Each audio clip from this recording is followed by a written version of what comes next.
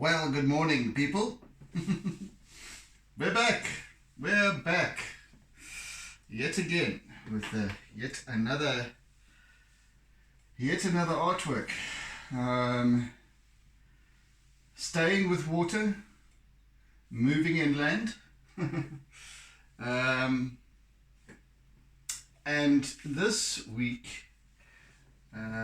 series of my artsy lockdown is going to feature Howick Falls. I did a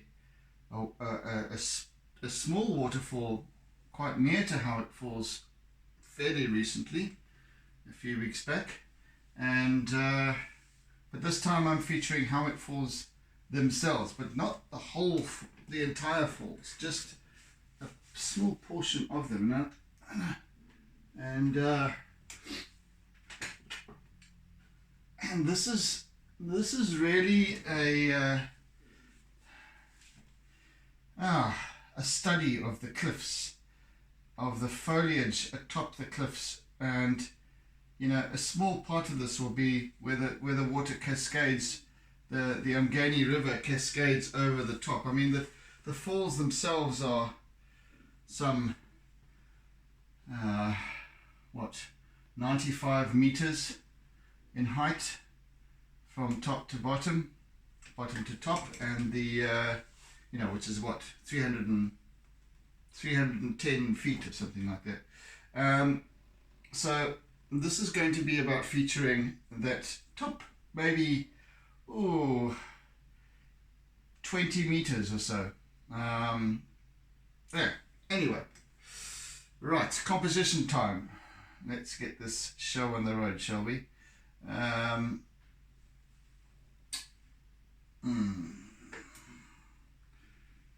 go with this.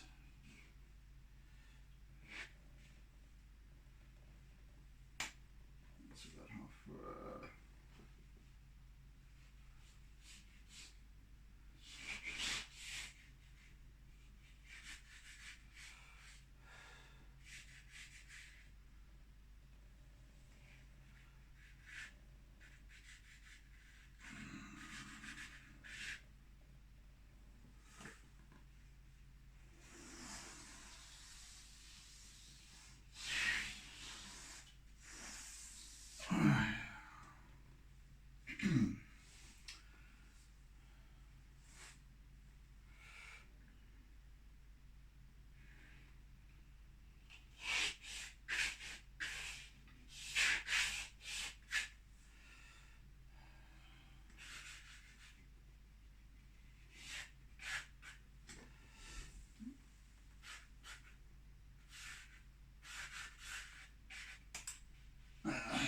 half.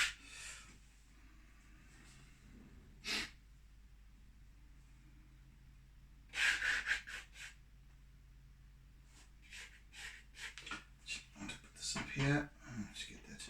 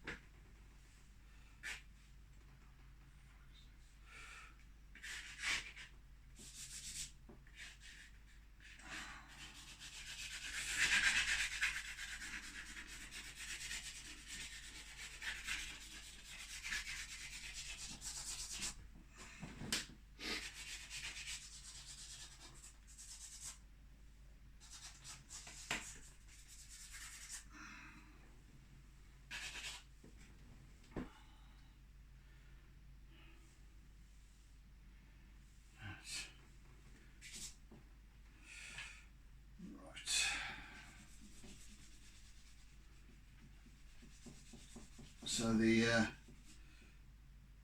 falls lie along the Umgeni River.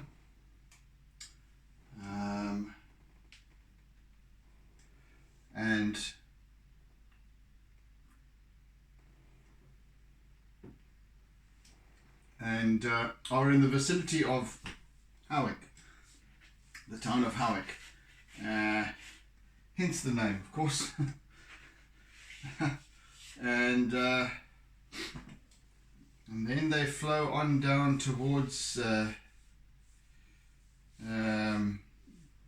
Durban.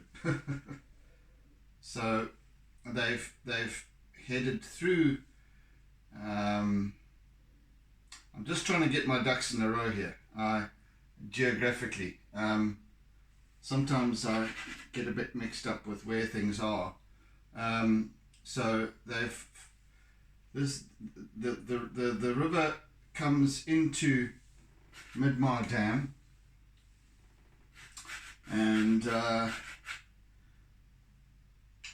then flows out of Midmar down towards Howick Falls, and then on. So yes, I'm confused this morning. Anyway,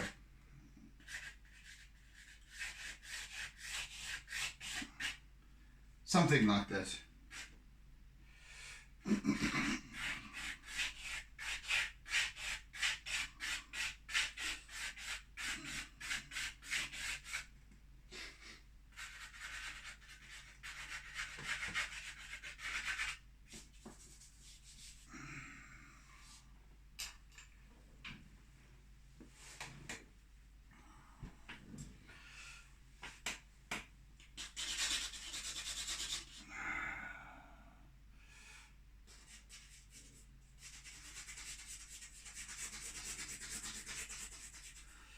Right, so there's a great deal of shadow in this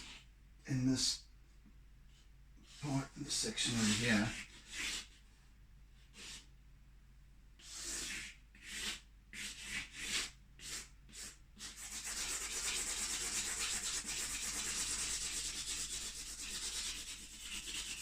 So today is just about establishing the composition, the essential light and shade areas of contrast, etc.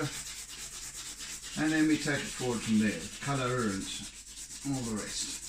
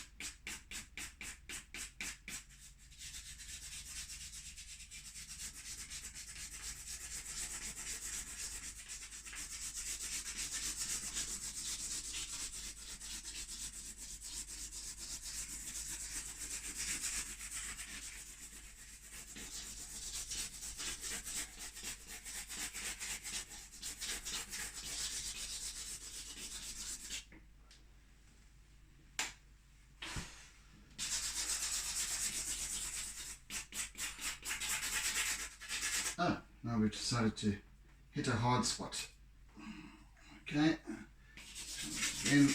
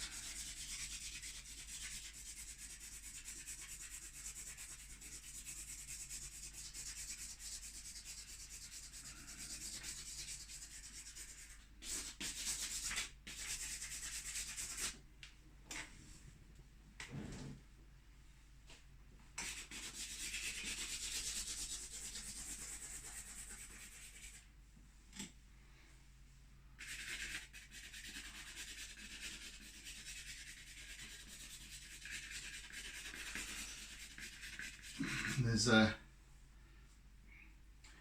a vegetation on the top of the cliff that is kind of just reaching over the edge. Just going to capture that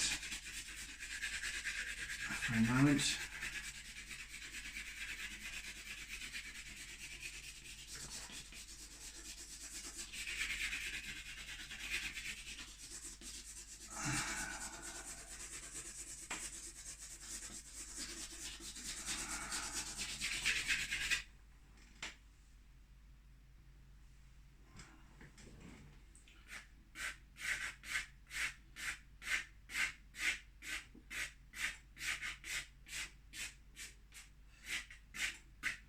And then with these dolerite cliffs, there is it's a kind of a streaking, but also the way that either over the millennia the flow of the water has cut into the cliffs, or either that, or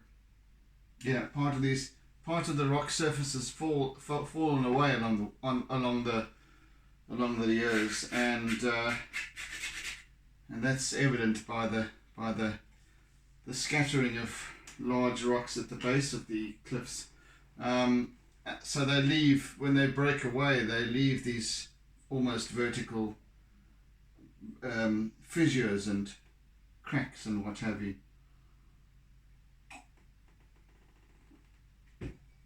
So that there's a very definite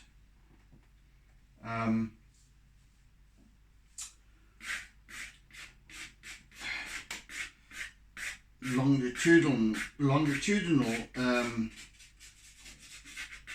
pattern, if you want.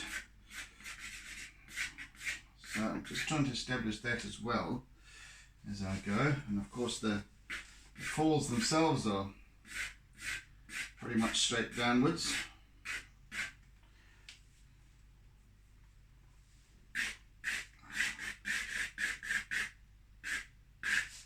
And then as the angle of the perspective changes, so this, I'll stretch that out a little bit more.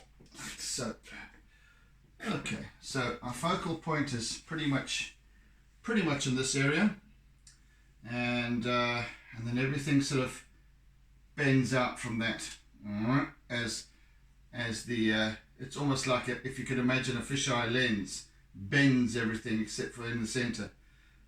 So we've got that happening.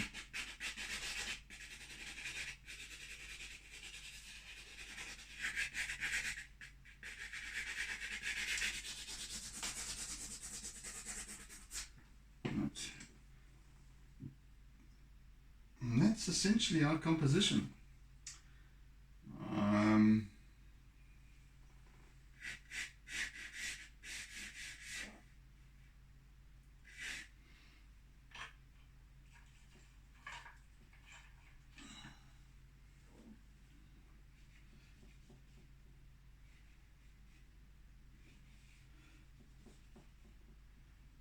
This is way above. The vantage point from where this reference image is taken is from the base of the falls, perhaps about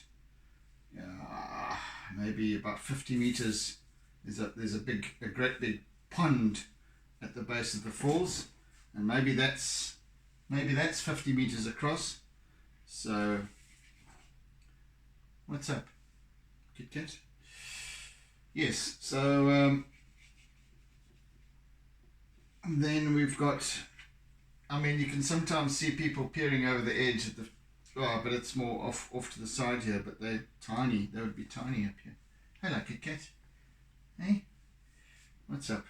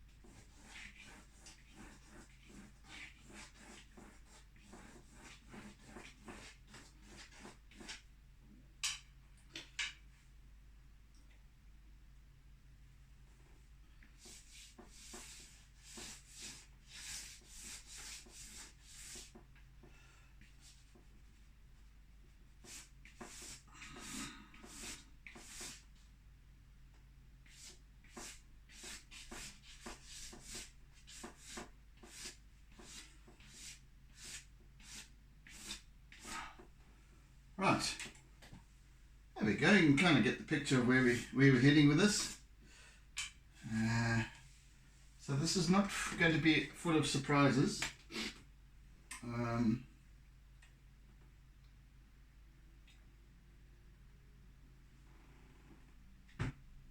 I shall most likely end up using a little acrylic to enhance some of the whiteness of the water.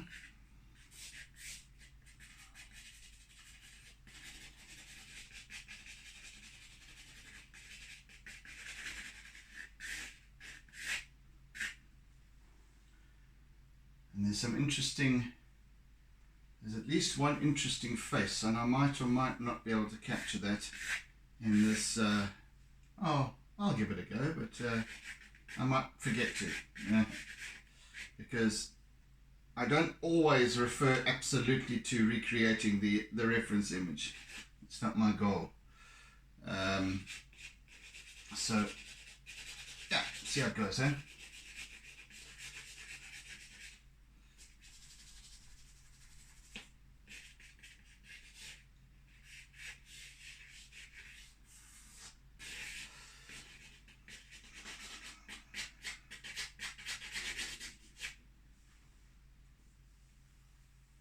It is rather a lovely waterfall.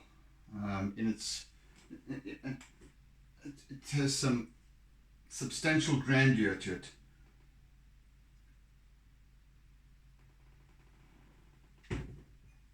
And especially at times of heavy rainfall in the region, etc. And especially more heading towards the Drakensberg Mountains. So, you've got this very, very hilly region of the Midlands that all collects water into the Umgeni, and actually the source of the Umgeni River is not that far away. So you can imagine that's a little stream, and it's maybe 50 kilometers distant. I don't know, 40 kilometers. That starts off as a little trickle, but ends up in this substantial river, purely because of the collective confluence of many different streams that add to it and continue to do so further downstream even.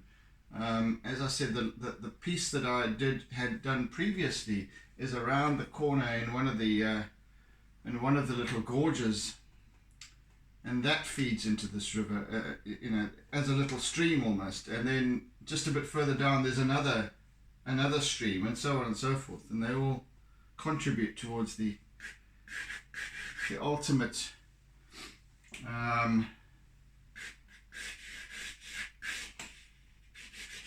of the Umgeni River, which then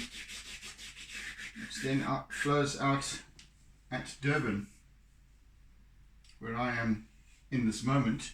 And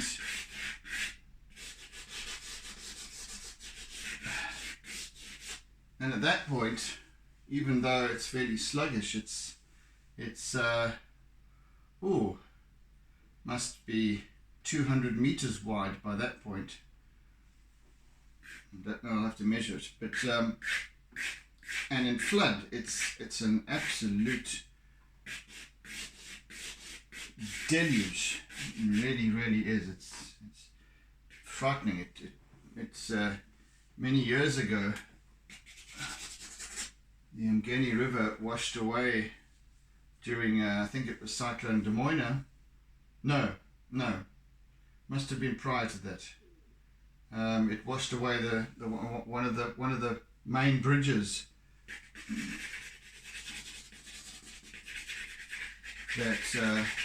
that crosses the river in Durban. We're talking about a big solid concrete bridge. It's nothing insubstantial.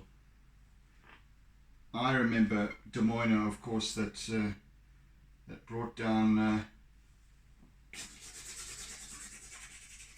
Yeah, it was quite dangerous. It was quite dangerous. It was just underneath the road level of the bridge. Quite hectic.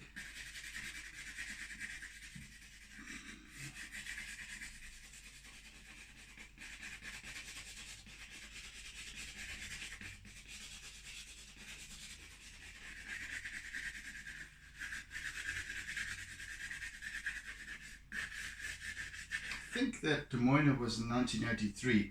I stand corrected, but this I would have loved to have seen these falls at the in flood.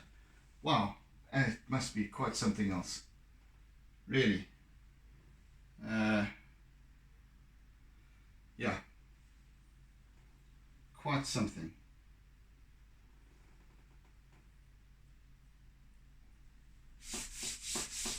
I want to work this away a little bit, just widen these falls a little bit, just to give it a little bit more impact, I think. Let's spread that out.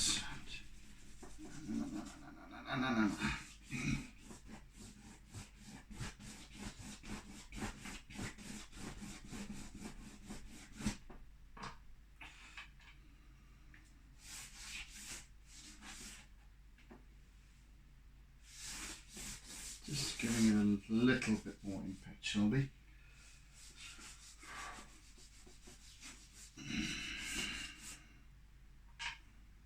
Actually doesn't make that much difference to the scheme of things here, the greater scheme of things.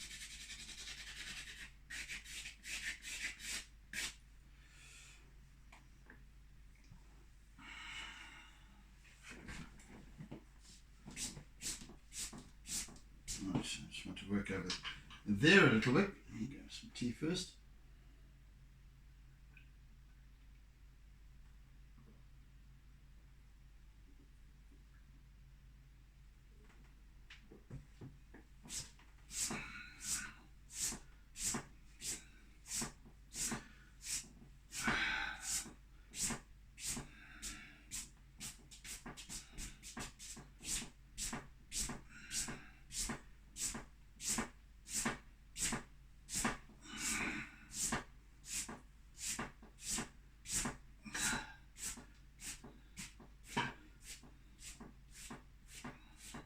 I'm just following the line of the cracks and what have you in the cliff, and kind of just blending this, because this is shadow. This is purely shadow.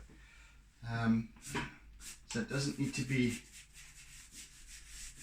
It doesn't have to have lines in it. I will then create those. I'm just establishing the light shade contrast areas at this point.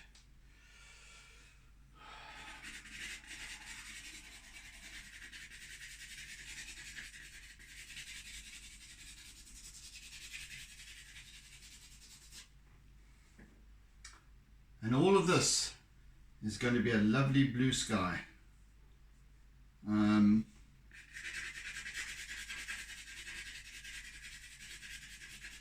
Typical African blue sky, because the reason I'm going to be putting that in as such, and much more intense, I think, than with previous artworks, which have been fairly subtle in the treatment of the sky. And this time I think I'm going to make it much more strident, because we're looking up here. I'm looking virtually up at a 80-degree angle towards the top of the falls here, and so we're looking directly into the sky that envelops everything. And this is the so really I need to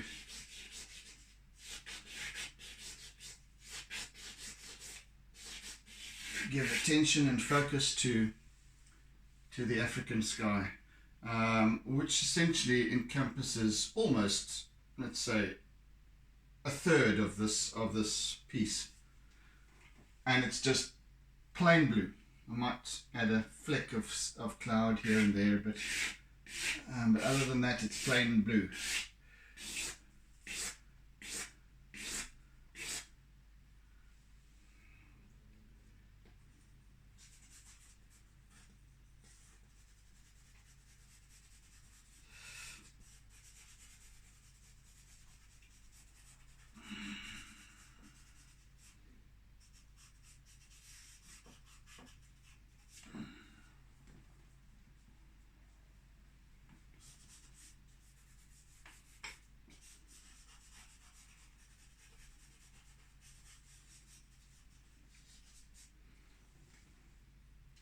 seems to be a substantial linear crack in this cliff face. I don't know what that means for a couple of thousand years down the line. I don't know.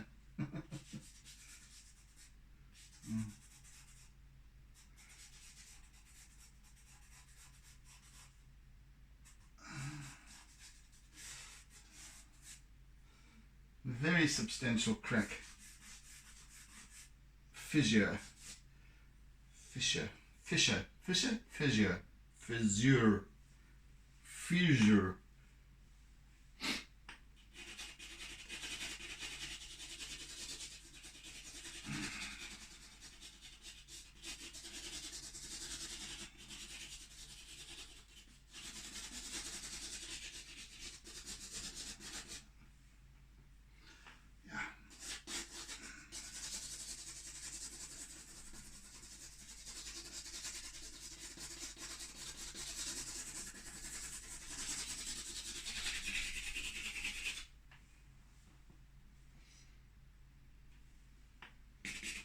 Right, we're about halfway now. Halfway through today's session. Oh, we've got some serious progress here, actually, at this point.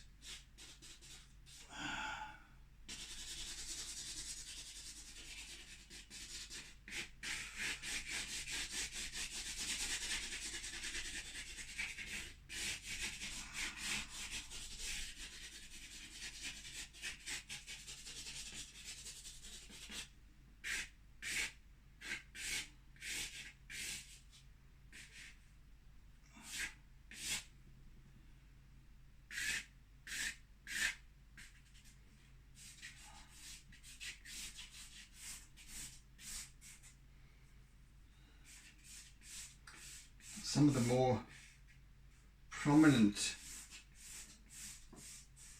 forms of the cliff face, I won't say that they're cracks, but they're just simply where there's deep shadow forms.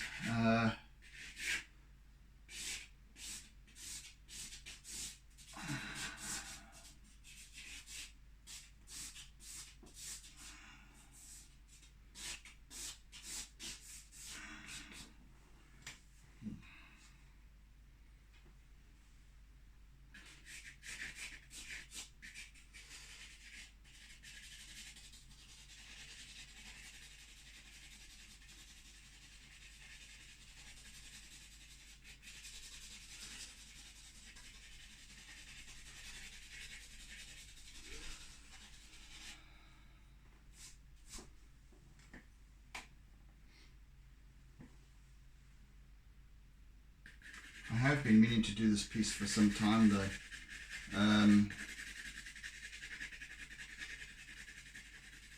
but it just seemed to be the right time now to do it.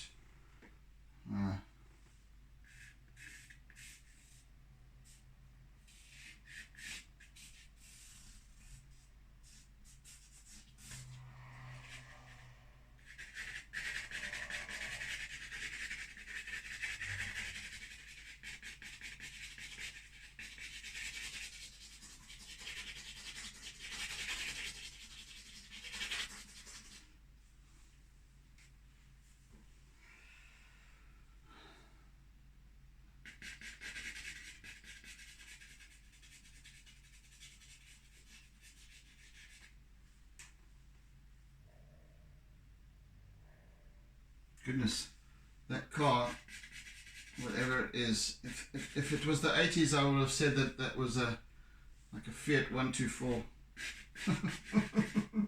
It's got that twang to it.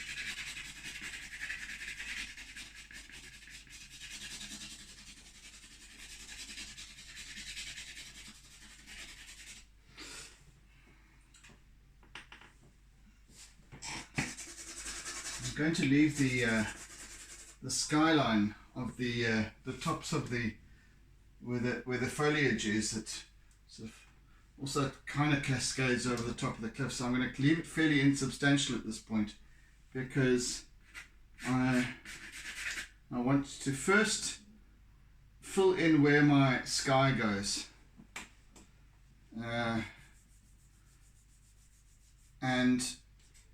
then add the charcoal on top of that, so that you can still see blue through the trees, etc., that are on top of the cliff. So yes, that's the plan, Stan.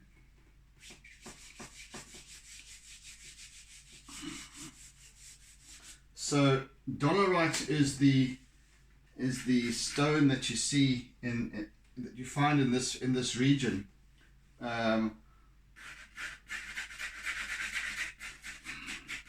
More prolifically. Well, it's the most common in the area, especially with these cliffs that you find in the gorges and what have you in this whole region of KwaZulu-Natal. And they're, I suppose, a little bit more, a little bit denser than sandstone. In fact, a lot denser and harder than sandstone, which is what you find more towards the coast, of course, which then gets very easily eroded by the sea. And of course, the sea is much more vociferous in its actions. So you get more of these sculpted rocks, as opposed to here, where the water gets into the cracks and so on, and expands and contracts and what have you, and then eventually a great big slice of rock falls away. But it's quite hard rock, and I suppose interspersed with some granite and so on as well. Every now and again you'll see a big black rock formation, and that will be the granite. But all of these cliffs, and they're lovely because of the colour, is more of this wheaty colour, wheaty sweetie. And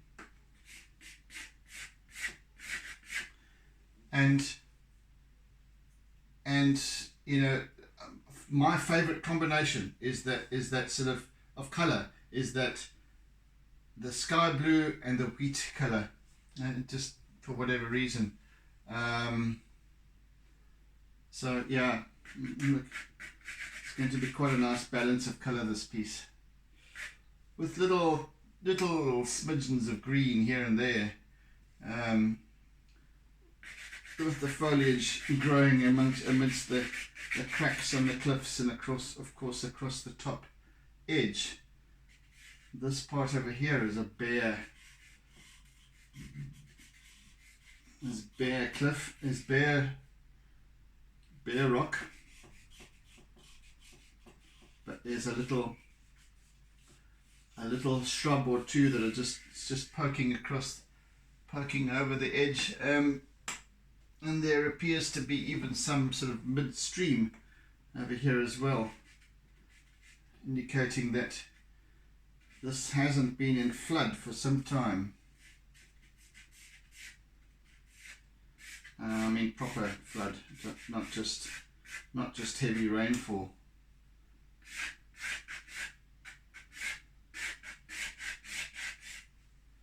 Right, so I need to establish this darker, and then blend that out.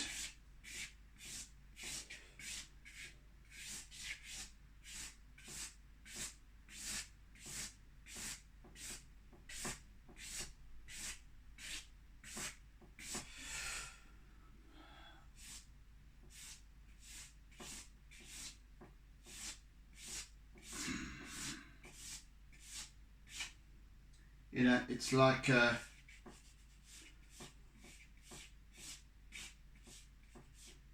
if you can imagine a piece of wood and working with the grain, not across the grain. So just establishing, it also establishes the height, or the perception of height, with anything in fact. Stripy clothing, vertically striped clothing, accentuates a person's height. Lateral stripes accentuate the width.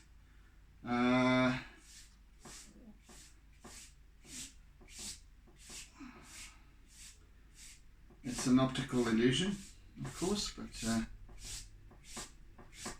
but there are literally, lines that you can see. There's these striations that run towards a vertical point, and more so accentuated by, as I said, the perspective, the angle of perspective here, which runs from there outwards towards a vanishing point somewhere up here, I suppose, because we're looking up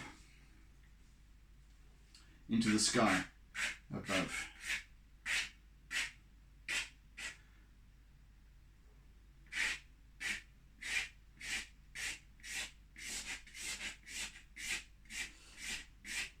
I should be singing Johnny Clegg's African Sky Blue, but I don't think I shall.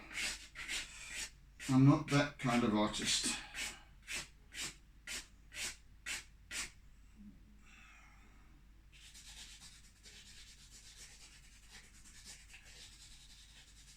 And unfortunately we can't play music while we are I've tried that before. I don't think it works on YouTube either. So you can't play music while you work because then that music becomes flagged as it's royalties and what have you. So I can't work with music in the background, which would be nice because I could then play for you different pieces of music perhaps that also speak to my work and be. So the only noise you get is that of my voice, which is more consistent, and the scratching of the charcoal.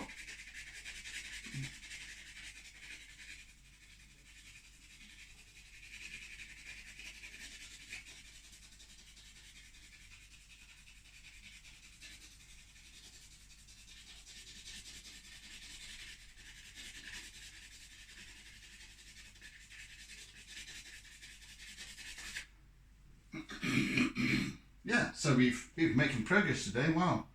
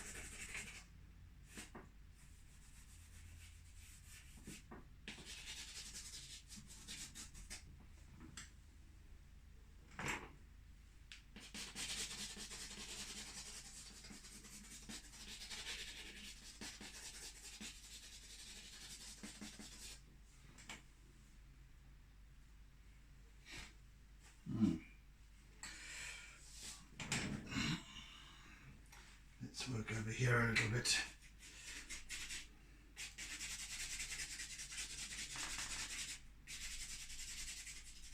So tomorrow I believe I shall fill in the sky,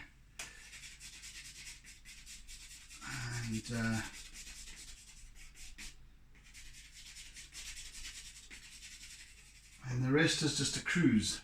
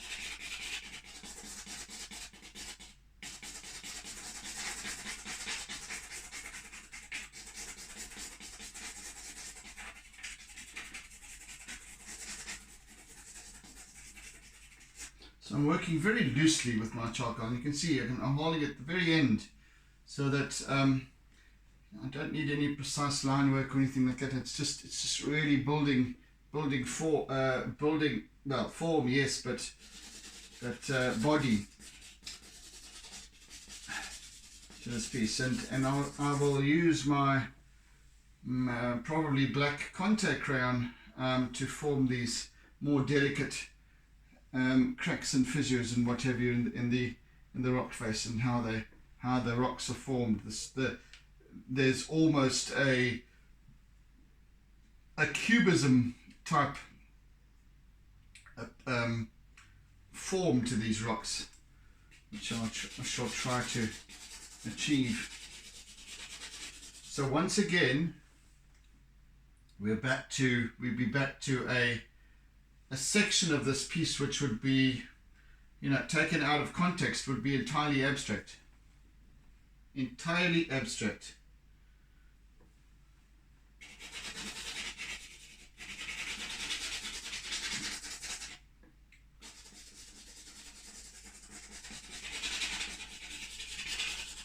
And that's why what I really enjoy about doing these pieces is that you can work in both the realism aspect as well as the abstract at the same time.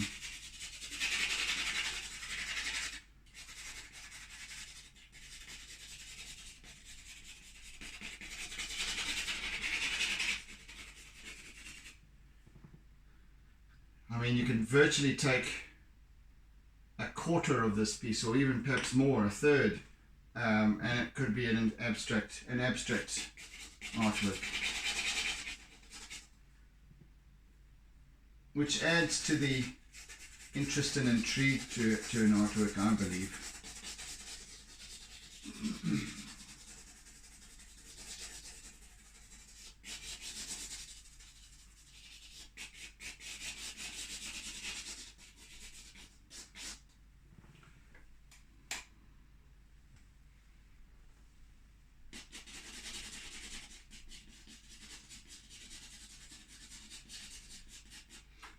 And the same will apply to the more horizontal type lines. So we've got the verticals that spread outward like that. The vertical lines, as they go from lower down to further up, they sort of go through that kind of angle. Ah.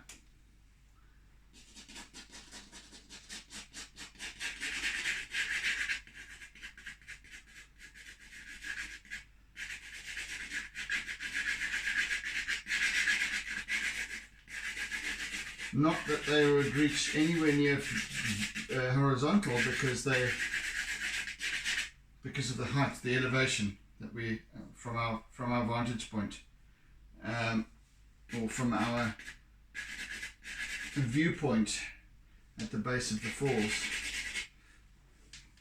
This is kind of zooming in on the top edge. In fact, I don't think I even used the zoom on my camera. Such was the extent of this piece of this the cliffs actually form a gorge on either side. So this basically moves all around you, and then further down, then it drops away a little bit, or it goes around a corner, and I'll do one of those one day. I'd like to do a large acrylic piece, which is perhaps more of a wide angle type of approach, which features the falls, the huge big buttress of the cliffs, and then this kind of I won't say an oxbow, but where the river meanders around, so you've got cliffs on either side. It's a wonderful perspective, and that would be an interesting sort of landscape to do. But this is more this kind of current trend that I'm working with is focusing in on specifics.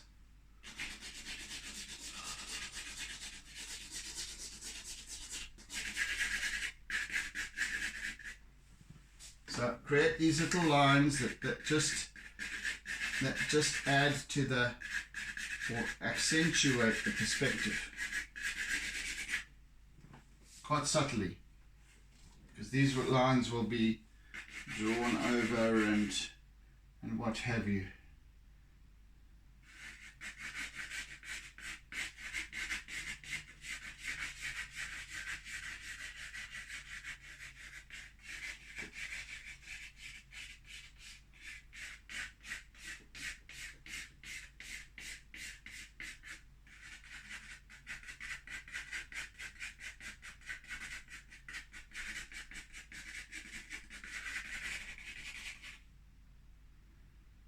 Now we've got about 8 minutes left, I suppose. 8-9 minutes.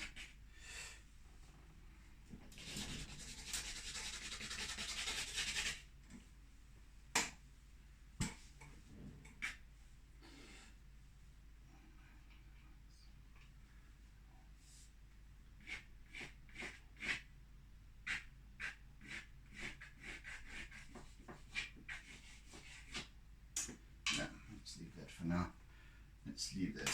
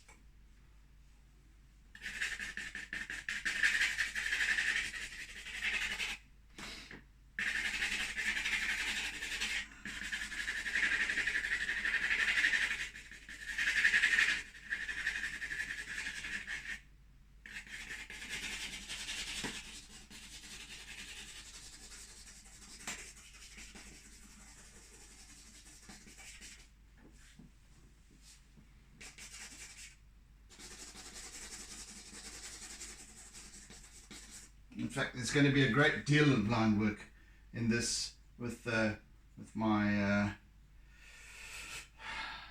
Conte, and of course my trusty old compressed charcoal as well. Yes, but there's a great spider work of line that traverses the surface of this piece, where the cliffs are, all the little cracks and so on.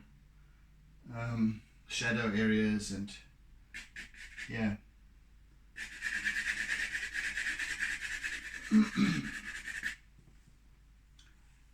Nevertheless, we've got a good basis for this piece, and you have a fairly good understanding of what it's going to turn out like, even though it's still pretty vague, but the basics are there. The basics are very definitely there. And we have a face up there that looks a bit like Leonard Cohen, but I don't know that we are. Once I'm done with it, it might not look like him at all.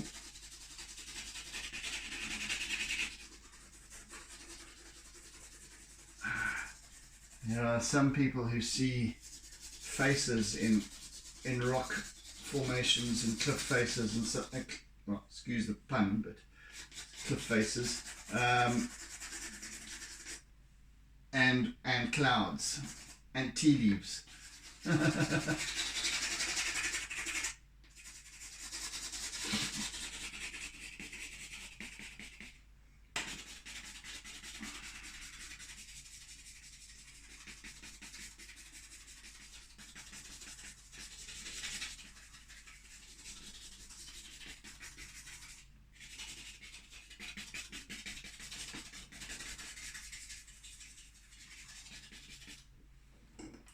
Time.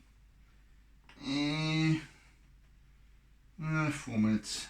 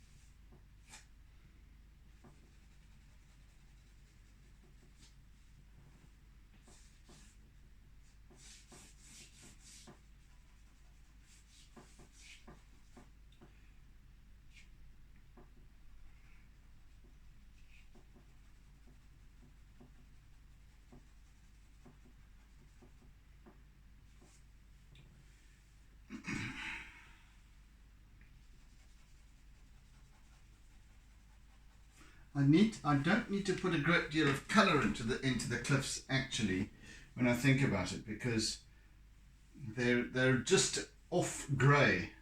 I will add a little bit of, just a smidgen here and there of kind of yellowy, mustardy, but even then I'll blend it out so that it's very, very subtle.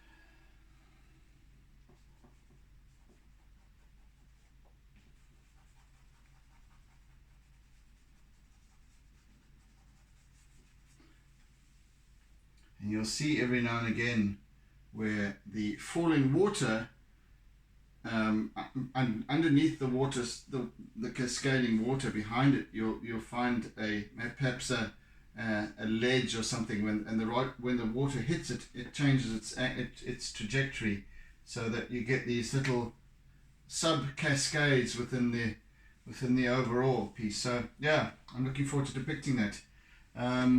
Anyway, I think we're almost out of time now, so we've made good progress this morning on establishing the composition and much of the contrast areas, etc., light shade. So yeah, I think it's got a nice balance to it in terms of the positive versus the negative. That negative form, I even am going to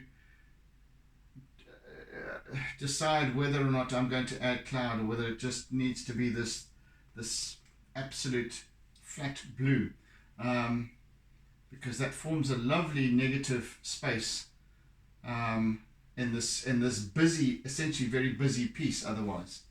So yeah, I'll think about that. But anyway, people, thank you for joining me today. Thank you for sharing. Thank you for caring. Thank you for subscribing. Those of you who haven't yet, please hit the subscribe button and the little bell icon that gives you some notifications when I upload. Otherwise, yeah, it's going well. So, oodles and oodles of toodles, and and catch you again in the next episode.